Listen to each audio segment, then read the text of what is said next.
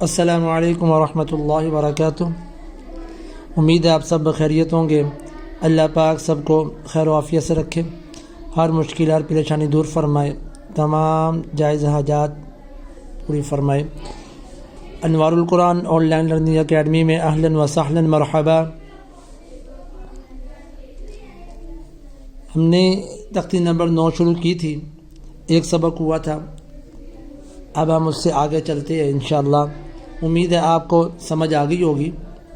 میں ایک بار دوبارہ کچھ سمجھانے کی کوشش کرتا ہوں۔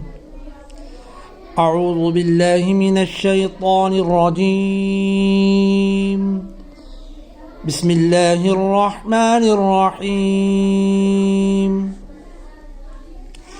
تختی نمبر 9، جزم۔ دال جیسی چھوٹی سی شکل کو جو حرف کے اوپر آتی ہے اسے جزم کہتے ہیں۔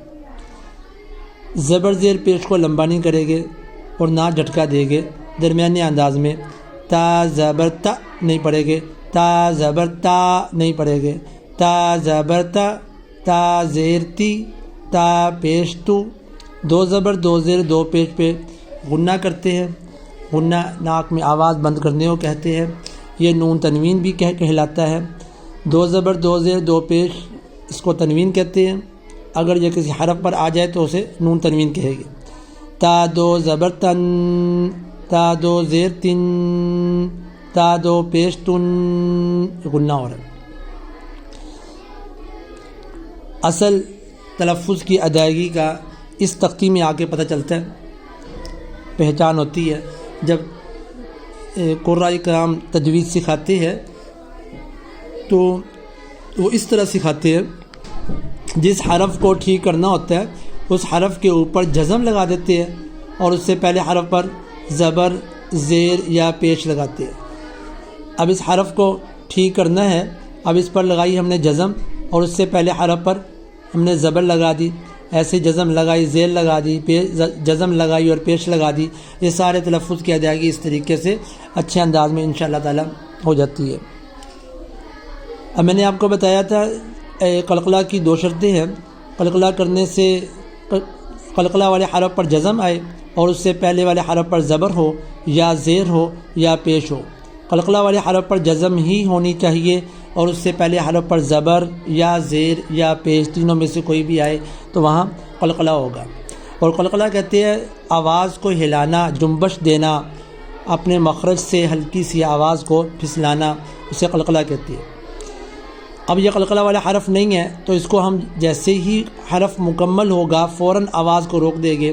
حمزہ تا زبر ات، حمزہ تا زیر ات، ات ات، حمزہ تا پیش ات، ات ات ات۔ اب یہ قلقلہ والا حرف ہے، یہاں آواز فوراً روکی نہیں جائے گی، آواز کو ہلایا جائے گا، جنبش دی جائے گی۔ حمزہ با زبر اب، حمزہ با زیر اب، اب اب، حمزہ با پیش اب، اب اب اب۔ اب یہاں قلقلہ نہیں ہے، یہاں ات ات ات، ات ات ات، اج اج اج، با کے وزن پر، اب اب اب، اج اج اج، اد اد اد، اطو اطو اطو، اقو اقو اقو۔ باقی جتنے بھی ہیں وہ قلقلہ نہ کرنے کی جو وزن ہے وہ تا کے وزن پہ چلے۔ ات ات ات، اس اس اس، اح اح اح، اخ اخ اخ، از از از، اور ار ار، از از از، یہ اس طرح۔ اب ہم چلتے ہیں نیکسٹ پیج پر۔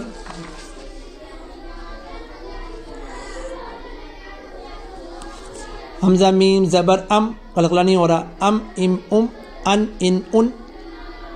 اب یہ دیکھیں واو ساکن اس سے پہلے زبر بھی آ رہی ہے، واو ساکن اس سے پہلے پیش بھی آ رہی ہے، واو ساکن اس سے پہلے زیر نہیں آ رہی، وہاں سٹار ڈال دیا۔ ایسے ہی یا ساکن سے پہلے زبر آ رہی ہے، یا ساکن سے پہلے زیر آ رہی ہے، لیکن یا ساکن سے پہلے پیش نہیں آ رہی، وہاں سٹار ڈال دیا۔ پورے قرآن پاک کے اندر یہ سمجھ لے کہ واو ساکن سے پہلے زیر نہیں آئے گی اور یا ساکن سے پہلے پیش نہیں آئے گی۔ اب اسے پڑھیں گے حمزہ واو زبر، وہاں حمزہ میم زبر ام تھا لیکن یہاں وزن بدل جائے گا، حمزہ واو زبر او۔ حمزہ میم پیش ام تھا، یہاں وزن بدل جائے گا، حمزہ واو پیش او، اسے لمبا کر کے پڑھیں گے، او۔ حمزہ ہا زبر اہ، اہ اوہ، ا ای او حمزہ حمزہ دونوں حمزہ اکٹھے ہو گئے، حمزہ حمزہ زبر ای او، حمزہ یا زبر ای، اس کے وزن پہ آنا تھا تو ہم نے اج کہنا تھا، لیکن یہاں وزن بدل گیا ای، حمزہ یا زیر ای، اب اس کو لمبا کرے گے ہم،